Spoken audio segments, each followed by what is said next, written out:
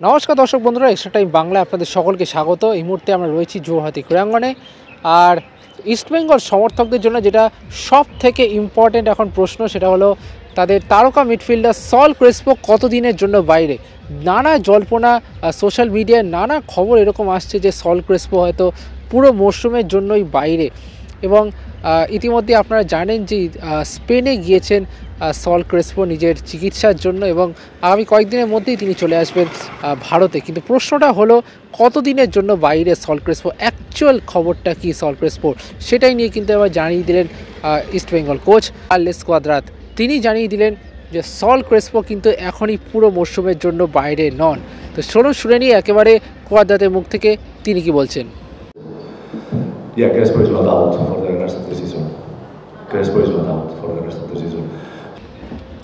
এবং নিঃসন্দেহে এই খবরটা ইস্টবেঙ্গল সমর্থকদের জন্য স্বস্তির, কারণ সল ক্রেসপো না থাকাটা অবশ্যই ভোগাচ্ছে লাল হলুদ ব্রিগেডকে, যার উদাহরণ আমরা পেয়েছি গত নর্থ ইস্ট ম্যাচে। কিন্তু প্রশ্ন হলো কতদিনের জন্য তাহলে এক্স্যাক্টলি বাইরে সল ক্রেসপো, তারও কিন্তু হিসেব দিয়ে দিলেন Cuadrat.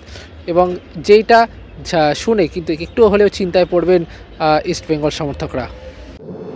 How long? Yeah. This week he's not going to be ready for the two games of this week, 100%. This week, no.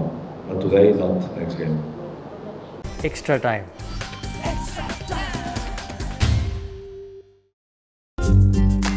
Latest news আর এক্সক্লুসিভ ভিডিওর সঙ্গে আপডেট থাকতে এখনই সাবস্ক্রাইব করুন আমাদের ইউটিউব চ্যানেল। বেল আইকনে ক্লিক করতে ভুলবেন না যেন।